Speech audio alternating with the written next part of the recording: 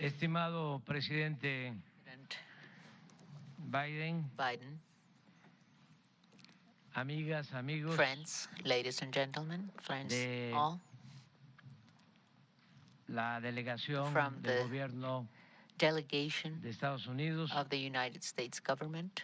nos da mucho We're so gusto happy tener esta reunión have this meeting, bilateral, this bilateral meeting estar con ustedes, with you, to be here with you today.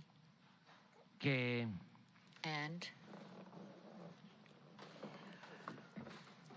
tienen una it has vinculación con a nosotros close link with us, más allá more over and de beyond lo estratégico, the inclusive de strategic la part of vecindad. this, even our big neighbors. Es una This relación is a relationship fraterna de which is amistad fraternal entre nuestros relationship of pueblos. friendship between our two peoples.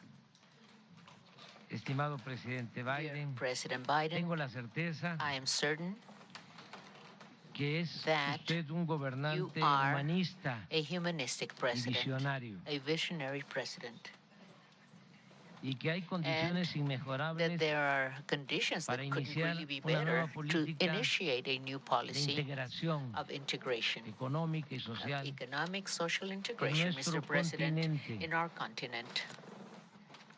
El tratado comercial entre Canadá, USMCA, México y Estados Unidos Mexico, the ha United States, and demostrado Canada, ser it has shown to un be valioso a instrumento valuable para instrument consolidar to consolidate nuestros procesos our productivos, productive processes, aprovechando el gran taking advantage potencial of the great que potential representa that el mercado interno the domestic market en nuestra represents región. in our region. Sin embargo, Nonetheless, en nuestros puertos in our del ports Pacífico of the Pacific, aún sigue creciendo el we still arribo de see barcos how more repletos de ships mercancías full of merchandise are arriving, and procedentes this is something Asia. that's growing, and they're coming from Asia. Y la pregunta que And nos the hacemos question we're asking here es la siguiente. is the following. ¿No podríamos producir We couldn't en produce, América lo que consumimos? and couldn't we produce in America what we consume? That's what we're asking. Claro que sí. Of course we could. Es asunto de This is a definición matter of definition y de planear and planning as well, conjuntamente together, planning together, nuestro desarrollo futuro. joint future development planning. Unirnos y Being asociarnos en united, América partnering in equivale America amounts a to consolidar en definitiva consolidating definitely la región más the most importante important del region mundo. of the world. Las ventajas son muchas. We have so many advantages for that. Entre otras, Among them, for instance, contamos con we fuerza de trabajo have joven young labor y force, creativa, creative labor force as con well, desarrollo tecnológico with technological development y con una gran and riqueza also with great de wealth recursos naturales. of natural resources. Las distancias entre nuestros Distances países nos between our permiten countries, among ahorrar our en countries, transporte. allow us to save in terms Y of existe transportation, and we also suficiente have demanda enough en demand nuestros mercados. in our marketplaces. El consumo per cápita Per de capita América consumption of America es de is $18,100 anuales, $18,100 que el de Asia es de $4,000. a year. In Asia, it's $4,400 in Asia. No obstante, Nonetheless, la integración productiva que proponemos productive integration we're now debe proposing también contar con el should also respaldo have the de backing, the inversión support pública y of privada public-private investment para el bienestar for the well-being de todos los of pueblos de all the América, peoples of America, sin excluir without excluding a nadie. anyone. Recordemos que el Let 13 us de remember marzo that March 13th, de 1961, 1961, el presidente John F. President Kennedy John F. Kennedy dio a proposed conocer en la Casa Blanca and ante informed through the White embajadores House, and he de was América there Latina talking y to el Caribe ambassadors of Latin America and the el Caribbean, plan conocido the como plan Alianza para known el as Progreso. Alliance for Progress. En ese entonces, At Estados that time, Unidos the United invirtió States en 10 invested años in 10 years' time $10,000 millones $10 billion At today's prices, that would be $82 billion for the benefit of the peoples of Latin America and the Caribbean. Nonetheless,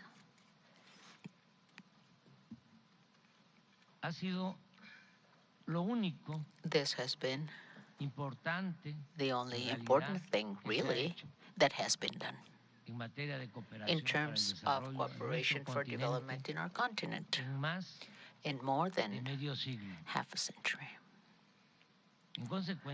Therefore, I hold that this is the moment for us to determine, to do away with this abandonment, this disdain, and this forgetfulness for Latin America and the Caribbean, which is opposed to the policy of good neighborhood, of the titan of freedom and liberty, FDR, Franklin Delano Roosevelt. And starting with you, because there would be no other leader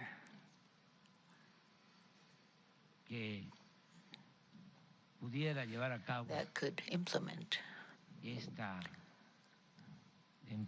this enterprise, beginning with you, to start a new stage with you, Mr. President of the nations and the peoples of the continent, as of respect and mutual aid and help and assistance. President Biden, you hold the key in your hand to open and to substantially improve the relationship among all the countries of the American continent. I know this is a complex, polemical, controversial initiative. I am very much aware of the fact that its implementation implies many difficulties.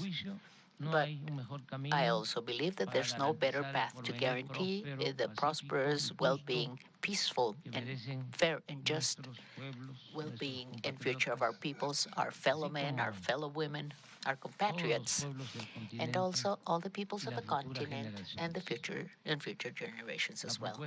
So my proposal, President Biden, it's an integral proposal. It implies consolidating ourselves as an economic region in the world, strengthening our fraternal relationship in the American continent, respecting our differences, our sovereignties, and so that no one is left behind, and so that all of us together, we can start seeking the beautiful utopia of freedom, of liberty, equality, and true democracy. There's many of us. There are many of us who haven't stopped dreaming in this fair, fraternal, just integration among all the peoples and countries of our continent. Because, as Simon Bolivar said, the liberator, if the sky grants us the desire of the United America, this continent could be called, this United America could be called the Queen of Nations and the Mother of the Republics. Welcome, welcome. This is your home. Make yourself at home. This is your home, President Biden. You are our friend. And the U.S. people are also our friends. We are neighbor countries and we are sister countries and peoples. Thank you.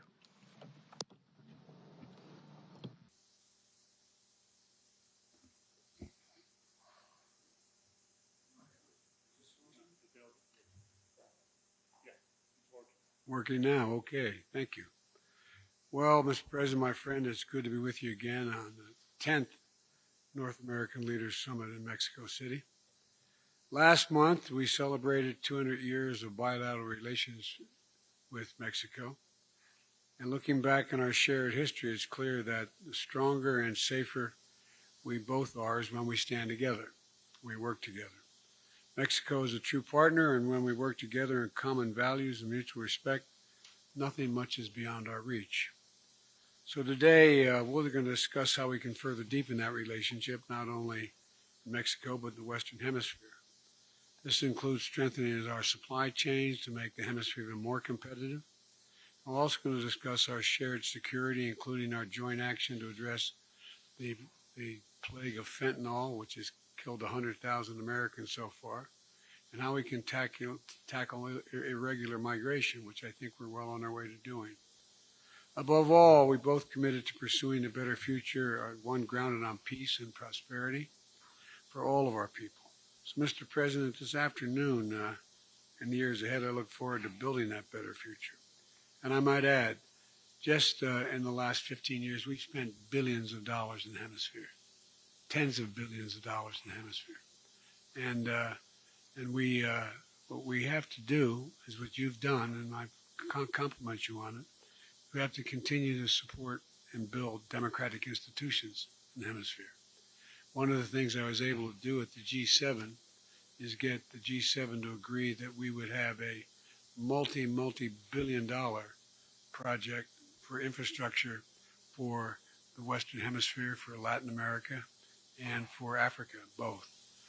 So there's much we can do, much we have to talk about, and I'm looking forward to being able to do it because I'm confident. I'm confident we can get it done. And I'm confident we're at one of those moments of a real change in the direction. The last fundamental change that occurred in world politics was the end of World War II, the post-Cold War era. We're in a totally different place now, totally different place. We're at one of those inflection points where what we do in the next several years is going to determine what the world looks like for the next 2, 3, 4 decades. And that's where we have an opportunity to do, and I think we're in a good position to do it.